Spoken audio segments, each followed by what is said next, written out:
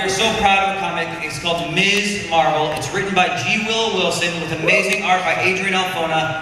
She is one of our first major Muslim superheroes. She's from Newark, New Jersey. Thank you. She's from Newark, New Jersey. I'm sorry, Jersey City. It's all the same. It's Jersey. It's Jersey. I mean, right?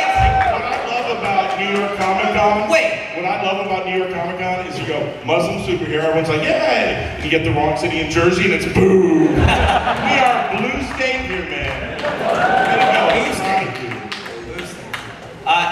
But we're so glad to have Ms. Marvel. You want to talk a little bit about their adventure? Well, yeah, if you guys aren't reading Ms. Marvel, you really should. Out of everything Marvel's doing right now, it is the closest thing to, like, down to the core Spider-Man. She's a teenage hero, trying to juggle her life, trying to juggle her superhero side, and making mistakes, and trying to get everything right.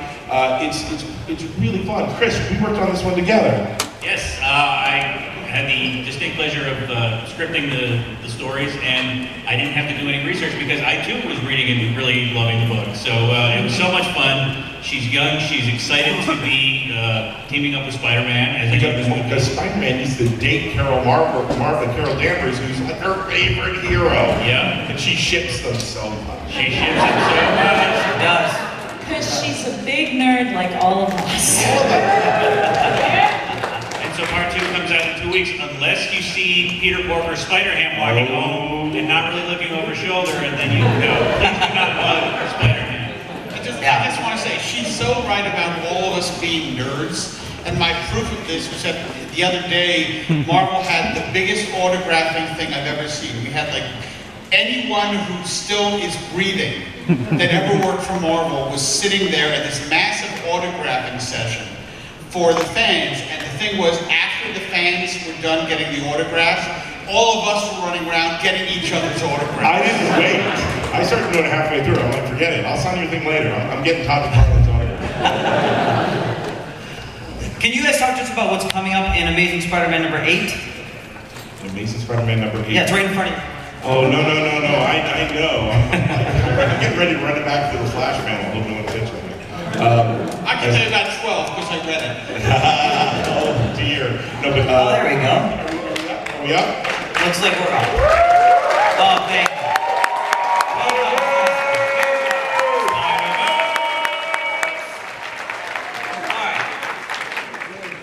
While we run through, let's see there with introduction slides. We did this. Let's run right through these.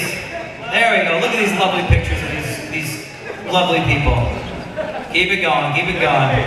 All right, here we are. We're talking about there's pages from Amazing Spider-Man number 7 by our friend up here, Giuseppe Camuncoli. Giuseppe, can you talk about this story and how it felt to draw the issue that we're talking about right here? Oh yeah, it was great fun. I like a lot Ms. Marvel too, because like she's very fun to draw, and you can play with the character a lot, like artistically. So it's really fun.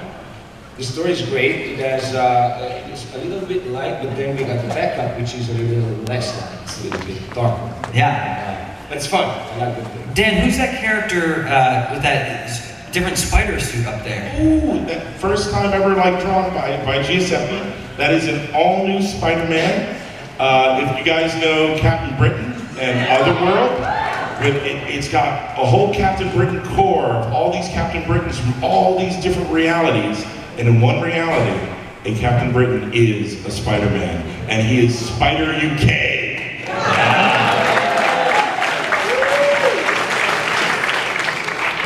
And here's the cover to number 8. Who is that with their back to the fire? No. Nope. MC2 Spider-Girl. Yeah. So for those of you who don't know, as Spider-Verse covers a lot of alternate universes, one of them is the MC2 universe, where in that universe, Peter and Mary Jane stayed married. They had 2 kids. One of them is Mayday Parker, who is Spider-Girl. She had about a 75-issue story that was amazing by Tom DeFalco, Ron Friends, Sal Buscema. Incredible comic. Well, she is a very big part of Spider-Verse, especially in this issue 8. She had such a wonderful final story that gave her a happily ever after. Everything was so great. We can't leave well enough alone, though. No. And here are some issues. No. Yep, here's some issues drawn by our friend Humberto Ramos over there. Humberto, talk to us about drawing this story, because I don't think you'd ever drawn Spider-Girl before, right? No, and I think I'm getting really good.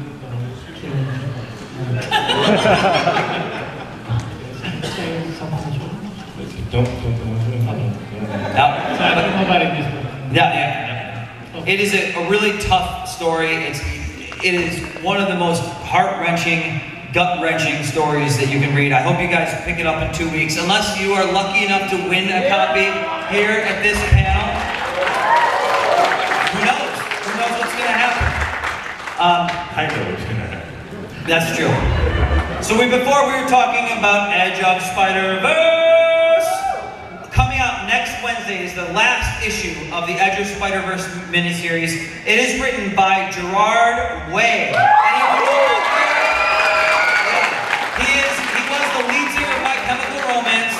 He's now out on a solo career, and he's a rock star. His new album just came out a couple weeks ago. It's terrific. And he is a great guy and an amazing comic book writer. And that right there is, as we pronounce it, it's hard to pronounce because there's just 2 dashes in the name. You can see in the top left, which is Spider. That's how, it's like E.T. saying Spider. That's how I do it. But inside that suit is a teenage girl named Penny Parker. And her story is incredible. It is in Edge of Spider-Verse #5. And it is fantastic. So pick that issue up. We can't wait for you to see. We got some interior pages we can show you as well. Right there. Lots of crazy. That's an alternate Daredevil that Spider is swinging around with right there. Ooh. That's a big like battle spider armor thing. All right, here we go.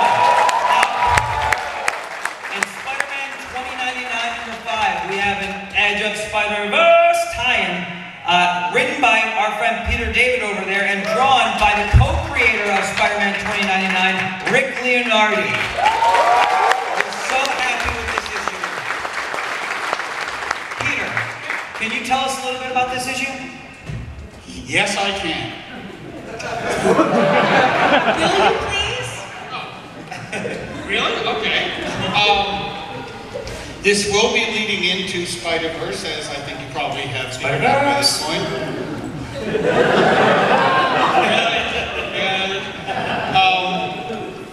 Basically, the plan is to guest star every other Spider-Man 2099 who's currently running around the Marvel Universe and kill them all. I'm totally serious. So what's going to be happening is that Spider-Man is going to be encountering other versions of himself, and he's going to be discovering that Moreland is after them. And that's going to lead into the various events that occur at the end of Spider-Man, and at the end of issue #5, he basically resolves to himself that he has to go find Peter Parker, which he then obviously does in Amazing Spider-Man, which will then lead us into issue #6. And I think that longtime fans will be pleased to know that both issues 6 and 7 occur in the year 2099.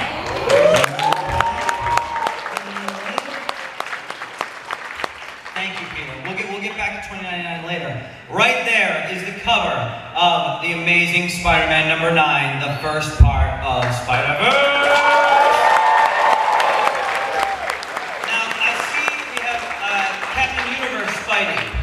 Captain Universe Spidey, why don't you come up here? Why don't you come up here?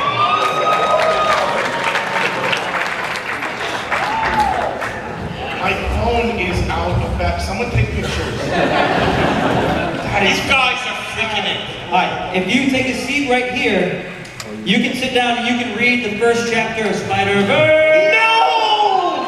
Can you turn the page with your gloves on? Can you use your universe powers?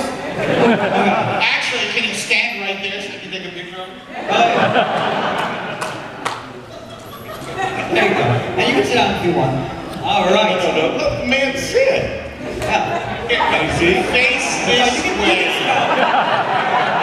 Step back. Go over there because I'm getting more lightheaded with my camera. Oh my God. He has all the powers of the Enigma Force, and Peter David can tell him what to do. This is the power of being a writer. Excellent. Now you can sit on the stage if you want. I just can't let you walk away from the stage with that comic though. That's how top secret that is. Oh. All right, so there are some amazing pages by Olivier Coipel with colors by Justin Ponzer. Just incredible. That's Spider-Man, and that is, behind him is Silk. Now Silk is a brand new character that was created by Umberto and Dan Slott. Unbelievable. She was actually bitten by the same spider that bit Peter Parker way back when. But you know, she was then locked in a secret bunker. You gotta read the story. You gotta read the story. It sounds crazy, but it's fantastic. So for 10 years, she's been locked away, and it's an amazing story. But she is a big part of Spider-Verse. Next slide. Excellent. There is the cover for Amazing Spider-Man number 10. Oh yeah. Now, are there any superior Spider-Men out in the audience right now? Any cosplayers? Got any superiors? Yes! Come up to the stage!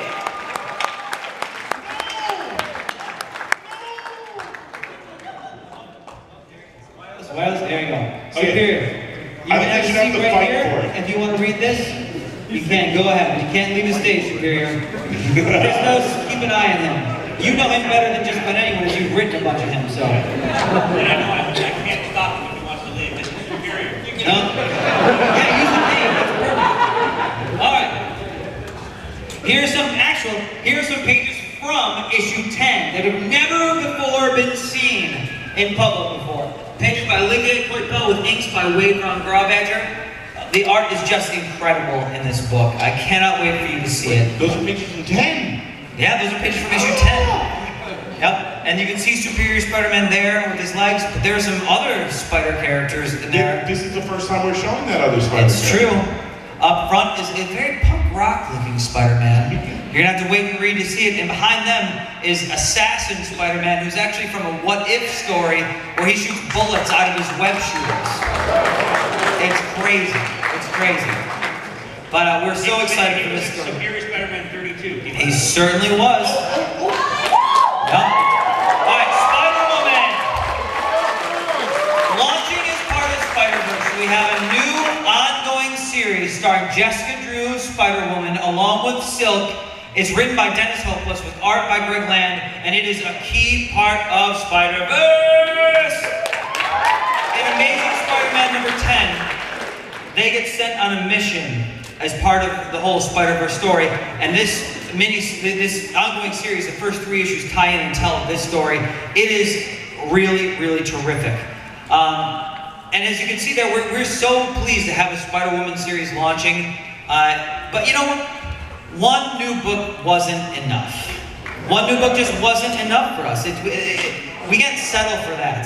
So we are here to announce here, Silk #1, written by our friend Robbie Thompson over there, with art by the incredible Stacey Lee. Coming up the stage, Stacey. Right here.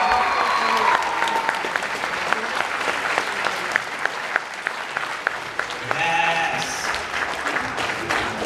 Is Castiel in it? Because I totally lied if Castiel was in it. Yes. So we are so stoked to announce this book to you. Knowing this book has been locked down and in secret for months, we've been starting to work on this.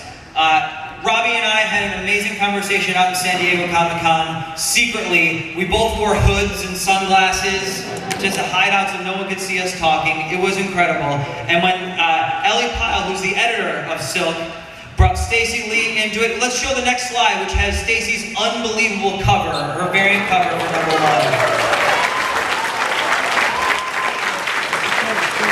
So this series, that is wrong on sale date. That's a mistake. Sorry about that. This launches right after Spider-Verse. So Silk launches right after Spider-Verse in February.